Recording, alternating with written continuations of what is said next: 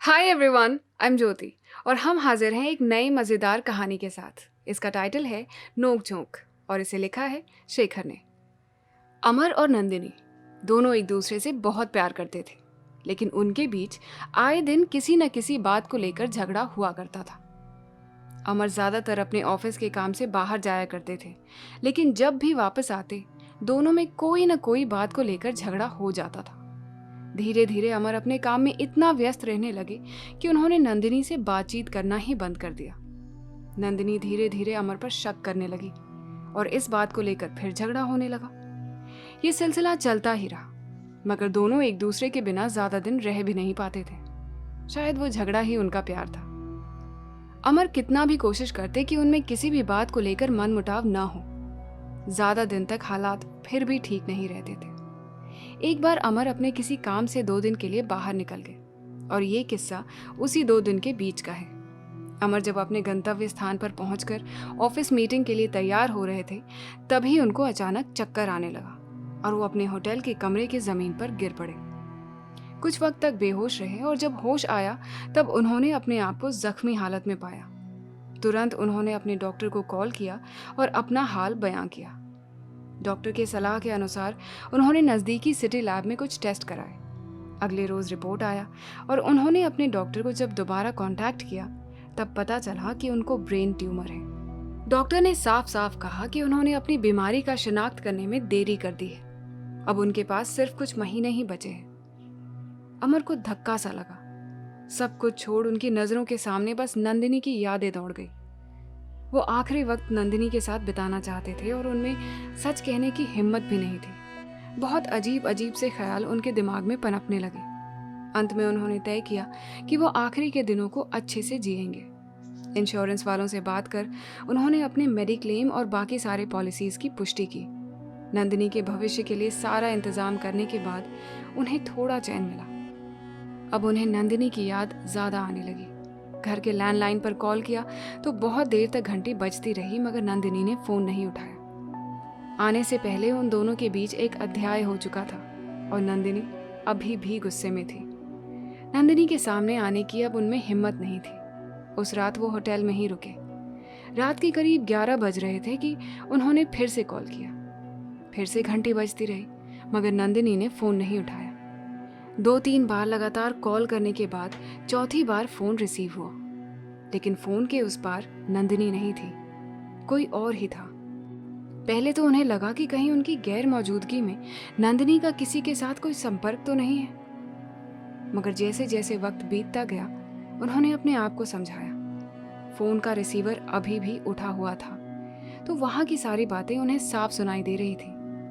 उन्हें समझ आया कि फोन किसी ने उठाया नहीं है, गलती से उठ गया है और घर में नंदिनी के अलावा जो भी और लोग हैं वो सब चोर हैं। उनकी बातों से साफ पता चल रहा था कि वो लोग इस रात चोरी के इरादे से घर में घुसे थे। अमर बेचैन होने लगा। रात के करीब 11:30 बज रहे थे और उत्तम नगर में उस वक्त तक कोई जागा नहीं होता। उन्होंने अपने दोस्त यारों को कॉल कर करके मदद मांगने की कोशिश की, मगर किसी ने भी फोन नहीं उठाया। अंत में उन्होंने 100 डायल करना ही उचित समझा। उन्होंने अपनी परेशानी बताई और उत्तम नगर के थाने का नंबर निकाला। उधर उत्तम नगर के थाने में 2 कांस्टेबल थे, रतन सिंह और सुजय दहिया। दोनों में सांप नेवले की तरह गहरी दोस्ती थी, जो कभी भी एक दूसरे को नीचा दिखाने पर आमदा रहते थे। कुछ ही घंटों पहले रतन और सुजय में फोन उठाने को लेकर घमासान बहस हुई थी। क्योंकि थाना इंचार्ज भरत शर्मा अपने निजी काम से बाहर गए थे, तो थाने का जिम्मा इन दोनों के हवाले छोड़ कर गए थे, मगर दोनों अपने ही गुमान में बैठे थे। जब फोन की घंटी बजी तो दोनों एक दूसरे का मुंह ताकते रहे, मगर फोन किसी ने नहीं उठाया। उधर अमर लगातार फोन करते रहे। करीब 10 मर्तबा कोशिश करने के बाद 11वीं बार रतन ने फोन उठा लिया। उसे लगा कहीं दूसरे किसी थाने के अधिकारी का कॉल तो नहीं है जो इतनी बार कॉल किए जा रहे हैं, मगर फोन पर अमर है ये जानकर उसने साफ साफ कह दिया, देखिए हमारे साहब का लड़का किडनैप हो गया है, हम अभी उसको ढूंढने में लगे हैं, कोई नया केस दर्ज नहीं कर पाएंगे, आप सुबह साहब को आने दीजिए फिर कॉल कीजिएगा। अमर को बहुत गुस्सा आया। इससे पहले कि वो कुछ बोल पाता उनका फोन कट कर दिया गया। उन्होंने जब वापस अपने घर का टेलीफोन ट्राई किया तब बिजी बताने लगा, क्योंकि उनके घर के टेलीफोन का रिसीवर अभी भी बगल में लटक रहा था। पहले कम से कम उन्हें चोरों की बातें तो सुनाई दे रही थी, मगर अब उन्हें कुछ भी इल्म न था कि उनके घर में क्या चल रहा है। डॉक्टर ने उन्हें दिमाग पर ज़्यादा जोर लगाने से मना किया था, मगर हालत ऐसी हुई कि न चाह कर भी उन्हें दिमाग पर जोर लगाना पड़ा। उन्होंने सोचा तुरंत गाड़ी पकड़कर घर वापस पहुंच जाए, मगर तब तक तो सुबह हो जाएगी और सब कुछ खत्म हो जाएगा। इसलिए वहीं रहकर इस समस्या का समाधान निकालना उन्हें मुनासिब लगा। अंत में उन्होंने अपने डॉक्टर को कॉल किया और पूरी वाकयात बताई। डॉक्टर साहब उत्तम नगर के थाना इंचार्ज भरत शर्मा को अच्छे से जानते थे, तो उनके बेटे के अपहरण होने वाली बात सुनकर उन्हें बहुत बुरा लगा। ऐसे में वो भी दुविधा में पड़ गए कि भरत साहब को कॉल करें तो कैसे करें। फिर भी उन्होंने हिम्मत जुटाई। तब तक रात के 1 बज चुके थे। उन्होंने भरत शर्मा को कॉल किया। भरत शर्मा ने डॉक्टर का फोन काट दिया। डॉक्टर साहब को समझ आ गया कि मामला अब गंभीर है। उधर वो जो चोर घर में घुसे थे, क्या वो सिर्फ चोरी के इरादे से घुसे थे या उनका मकसद कुछ और था? ये सोचकर अमर और भी परेशान होने लगे। कहीं कोई अनहोनी ना हो जाए। उन्हें बस नंदिनी की फिक्र थी। वो अपना आखिरी वक्त उसके साथ बिताना चाहते थे, मगर हालात कुछ और ही थे। नंदिनी बहुत गुस्सैल स्वभाव की थी। उन्हें लगा कहीं इन चोरों ने कुछ मांगा और नंदिनी उनसे भिड़ गई तो मामला और भी ज्यादा बिगड़ जाएगा। वो बार बार बस ऊपर वाले से मदद की गुहार करते रहे। अंत में उन्होंने डॉक्टर साहब को उनके घर जाकर हालचाल लेने की दरख्वास्त की, मगर डॉक्टर साहब खुद शहर के बाहर होने के कारण नहीं जा सके। अमर ने दूसरे थाने के अधिकारियों को कॉल करने की कोशिश की और सब तक ये संदेश पहुंचाया कि उत्तम नगर थाना के अधिकारी के बेटे का अपहरण हो गया है और इसी वजह से उनका केस दर्ज नहीं हो पा रहा।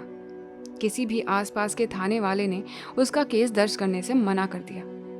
कुछ ने तो उल्टा पुलिस को गुमराह करने की कोशिश में उन्हें धमकी भी दे डाली। उधर डॉक्टर साहब भी अपनी तरफ से कोशिश करने में लगे हुए थे, मगर उन्हें भी नाकामयाबी ही हासिल हुई। अमर के सर का दर्द अब और बढ़ने लगा। डॉक्टर बार बार फोन पर अमर को शांत करने की कोशिश करते रहे। इतने में अचानक अमर को क्या सूझा कि उनके मुंह से निकल गया, डॉक्टर, मुझे इम्पल्स आ रहा है कि मैं आज खुदकुशी कर लूंगा या तो किसी का कत्ल कर दूंगा। अचानक डॉक्टर को कुछ याद आया। उन्हें इम्पल्स शब्द से याद आया कि उत्तम नगर के थाने का इंचार्ज भरत शर्मा के बेटे को भी ये इम्पल्सिव डिसऑर्डर था। उन्होंने बात ही बात में जिक्र किया था कैसे उन्होंने एक बार इम्पल्स में आकर बहुत सारे स्लीपिंग पिल्स खा लिए थे। अमर ने थोड़ी और पूछताछ की तो उन्हें पता चल गया कि भरत शर्मा के बेटे को दरअसल चोरी करने की बीमारी है। जब भी कोई अच्छी चीज देखता जो उसके पास नहीं होती तो वो चोरी करने लग जाता। उसे ऐसा लगा कि भरत शर्मा ने सबको झूठ कहकर गुमराह तो नहीं किया है। कहीं उनके घर में जो चोर है ये वही तो नहीं। डॉक्टर ने भी कड़ी से कड़ी जोड़ा तो उन्हें भी यही लगा। अमर ने उत्तम नगर पुलिस स्टेशन कॉल करके बताया कि भरत सर के बेटे का पता चल गया है। ये खबर सुनते ही दोनों कांस्टेबल तुरंत फुर्तीले हो गए। दोनों थाना इंचार्ज को इम्प्रेस करना चाह रहे थे और ये बहुत बड़ा मौका था, तो कोई इस मौके को गंवाना नहीं चाहता था। अमर ने अपने घर का एड्रेस दिया। दोनों वहां फट से पहुंच गए और वो चोर जो अमर के घर में घुसा था वो भरत शर्मा का बेटा ही था। रात के 4 बज चुके थे। चोर पकड़ा जा चुका था। भरत शर्मा ने इस बात को दबाने के लिए डॉक्टर और अमर दोनों से दरख्वास्त की, क्योंकि डॉक्टर उनके दिमागी हालत से वाकिफ थे और अमर के पास बहुत कम वक्त बचा था, तो दोनों ने मामले को बाहर नहीं आने दिया। अगली रोज अमर जब घर पहुंचे तो देखा घर में ताला लगा हुआ है। उन्हें पता चला कि नंदिनी पिछली रात अपनी सहेली नूतन के यहाँ चली गई थी। नंदिनी नूतन के वहाँ तभी जाती है जब उसके और अमर के बीच में झगड़े होते हैं, और जब मामला नूतन के पास पहुंचता है तो कम से कम 4 रोज लगते हैं नंदिनी को मनाकर घर वापस लाने में। अमर ने सोचा, फिर कौन इतनी मेहनत करे, कौन दिमाग पर इतना जोर डाले। जब वो नाराज ही है तो रहने दो, शायद उनके जाने के बाद नंदिनी का गुस्सा कम हो जाएगा। यही सोचते हुए अमर मेडिकल स्टोर गए, डॉक्टर साहब से कुछ स्लीपिंग पिल्स का प्रिस्क्रिप्शन मंगवाया और सारी गोलियां खाकर सुकून से सो गए।